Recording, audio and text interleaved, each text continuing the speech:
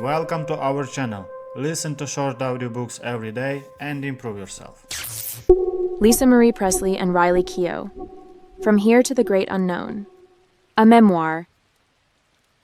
In the years leading up to her death, Lisa Marie Presley, the only daughter of Elvis Presley, began working on a memoir. Despite trying various approaches and sitting for multiple interviews, she was plagued by self-doubt and struggled to write about herself. Frustrated, she turned to her daughter, Riley Keough, for help. Riley agreed, not realizing how much of a commitment it would become. Tragically, just a month later, Lisa Marie passed away, leaving Riley to complete the memoir using the raw tapes of her mother's interviews and voice recordings.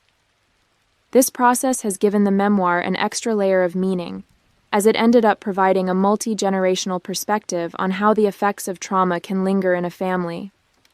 With a deep sense of love, Riley has honored her mother's legacy while sharing a deeply human story about family, fame, and the challenges of living under the weight of extraordinary circumstances. Leaving Graceland. Being the daughter of Elvis Presley meant living in a larger-than-life world. Even to Lisa Marie Presley, her father was almost a mythical figure. His emotions seemed powerful enough to control the weather. His presence was commanding, and yet his love for her was warm and absolute. As a child, Lisa Marie was always trying to make him laugh. She remembers cracking him up after impersonating one of his adoring fans. But she also feared his disappointment, a shadow that loomed large in her life. Her mother, Priscilla, was a complex figure, glamorous but struggling with self-worth. She remembers watching her mother's meticulous makeup rituals and marveling at her beauty. But beneath Priscilla's exterior was a woman battling feelings of inadequacy. Her struggles with motherhood left an imprint on her, one that shaped Lisa Marie's own uneasy sense of self from the start. Elvis and Priscilla broke up when Lisa Marie was 6, and she bounced between Los Angeles, where her mother lived, and Graceland in Nashville, where Elvis lived with his big, extended family. Lisa Marie was a daddy's girl who far preferred staying at Graceland. The estate was a lively sanctuary where she was free to play and drive around in golf carts like she was in a demolition derby. But the top floor of the house was a private world shared only by her and her father. That upstairs space was like a haven for their special bond. Whether they were talking, watching TV, or sneaking snacks, those moments were treasures she held close. But as the years went on, Lisa Marie also remembers how Elvis could erupt in anger, an anger that was likely due to his addiction to medications that doctors were prescribing him. She recalls one occasion when he destroyed a hotel room, throwing furniture off the balcony. These moments never lasted long, but her father became increasingly affected by the drugs. Sometimes he'd be so drowsy that he'd nod off at the dining table, or she'd come home to find him asleep on the floor. Lisa Marie told her dad that she was worried about him, but he reassured her that he wasn't going away. Sadly, though, when she was 9, she awoke knowing that something was wrong. Graceland was in chaos, and her father had been found unconscious in the bathroom. They wouldn't let her see him as the paramedics carried him away. Moments later, she would learn that her father was suddenly gone. The angry rebel. Lisa Marie was heartbroken by the death of her father. She didn't want to go home to her mother, with whom she had a far more fraught relationship.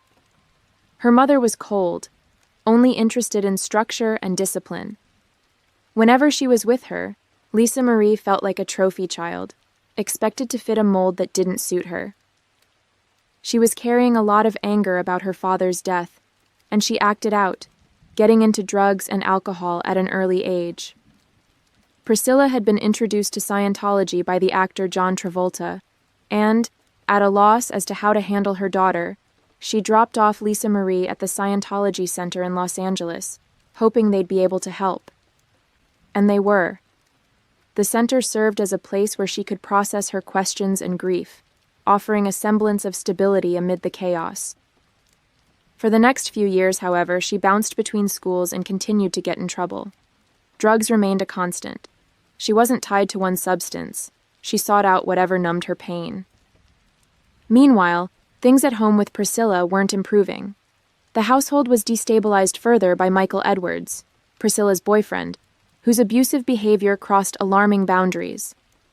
Lisa Marie describes enduring years of physical and emotional harm, with her mother offering little protection. When Riley, Lisa Marie's daughter, first heard about these experiences, she believed they deeply affected her mother's lifelong sense of safety and self-worth. Lisa Marie was also hurt by her first serious boyfriend, a 23-year-old actor she met on a movie set. Just 14 at the time, she lost her virginity to this man, who went on to sell private photos of them to the tabloids. This exploitation marked her first profound experience of betrayal, a weight she carried ever after. Yet, amid this chaos, she found unexpected solace and purpose when Scientology tasked her with helping a young, struggling mother who was battling heroin addiction. For a time, she thrived in this role, finding meaning in supporting someone else. It was also during this period that she met Danny Keough, who would become a transformative figure in her life. Love and fame. Lisa Marie first met Danny Keough when she was just 17. She was trying to shed her wild past but found herself drawn to Danny, the bassist in a local band. He had an aura that captured everyone's attention, but even he was intimidated by Lisa Marie. They dated for a short time, the relationship ending when she learned he was interested in another girl. Years passed, but she never stopped thinking about Danny. She was certain he was the one she was destined to have children with. Their cat-and-mouse dynamic eventually led to a reunion that was carefully planned by Lisa Marie to align with her ovulation cycle. As Riley humorously describes it, her father never really stood a chance. When Lisa Marie confirmed she was pregnant with Riley, Danny felt duty-bound to marry her. Riley's birth was a turning point, giving Lisa Marie a sense of purpose and healing. Determined to break the cycle of her own upbringing, Lisa Marie vowed to be an involved and loving parent. Her second child, Ben, came soon after, and she cherished her growing family. Music soon became a major focus. With Danny's help, she recorded her first song, Baby, I Love You, which stunned her family and friends. She had such a powerful voice. They made a demo tape which gained attention from some of the biggest names in the industry, including Prince and Michael Jackson. Lisa Marie had met Michael before in Las Vegas when they were both kids, but their real connection happened years later, in 1993. This time, it was instant chemistry. They bonded over their shared experience of growing up in the spotlight and trying to escape a painful past. Here were two people who truly understood each other. Michael confessed that he was completely gone in love with her and proposed getting married and having children. Sure enough, Lisa Marie was falling for Michael too. When she told Danny that she hadn't rejected Michael's proposal, Danny was heartbroken and it ended their marriage. Lisa Marie and Michael tied the knot just 20 days after the divorce was finalized. And they were happy at first, with Michael charming Lisa Marie's family and singing songs to Riley and Ben. But cracks soon began to show. He wanted children. She wasn't sure. And when he mentioned there was another woman, Debbie Rowe, who was willing to have his kids, she wasn't happy.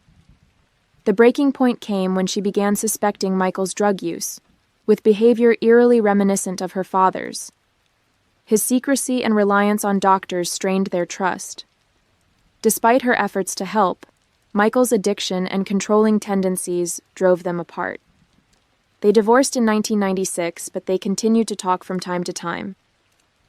Years later, Michael's death hit her hard, reopening old wounds. At his funeral, she sat with his coffin, haunted by past conversations during which Michael had expressed fears of dying like Elvis. She felt sorry that she hadn't been there to help him avoid that fate. Like a Florida storm. The 10 years between Lisa Marie's divorce from Michael Jackson and her marriage to Michael Lockwood were a mix of personal recovery and magical moments for the children.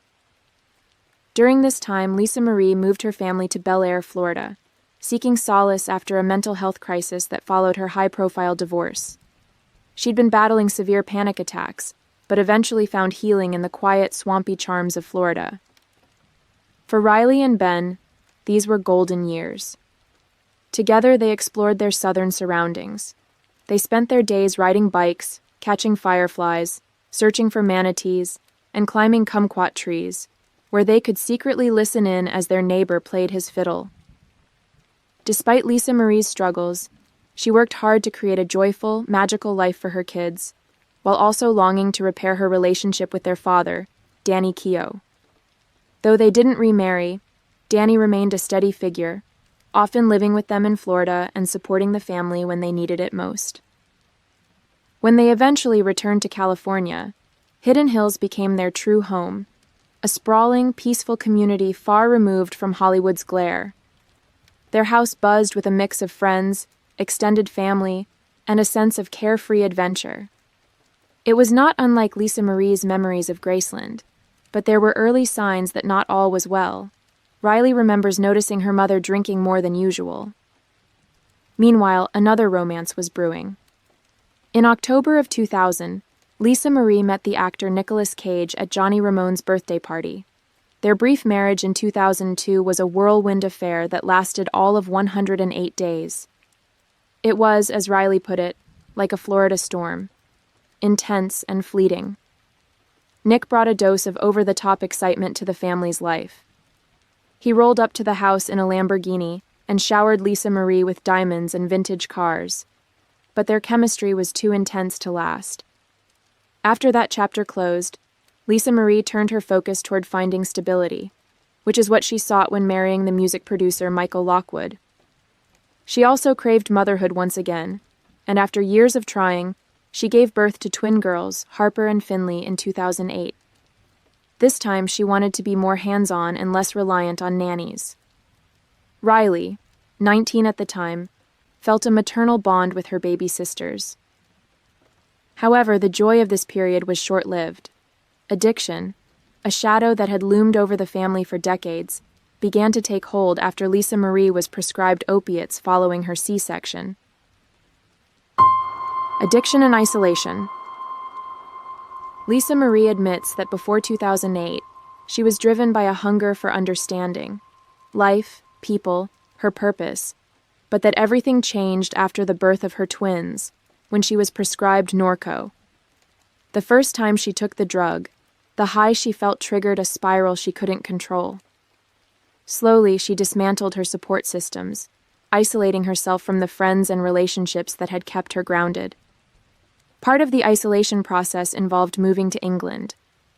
She wanted to create a simpler, more idyllic life for the family. For a while, it worked. She gardened with her daughters, cooked dinners, and reveled in the charm of the countryside. Riley remembers those early years in England as magical. Tea by the fire, impromptu karaoke nights, and even a home pub where her mom entertained friends like the musician Jeff Beck and the Duchess of York, Sarah Ferguson. But the peace was fragile. Beneath it, her mom's pill use quietly escalated. Things took a darker turn when the family returned to the United States. Riley recalls finding her mother crying in the bathtub, her face bruised from falling down while high. Despite stints in rehab and moving to Nashville as a way of restarting her life, Lisa Marie's addiction only worsened. At one point, she was taking up to 80 pills a day, cycling between opioids and cocaine in a desperate attempt to manage her dependency.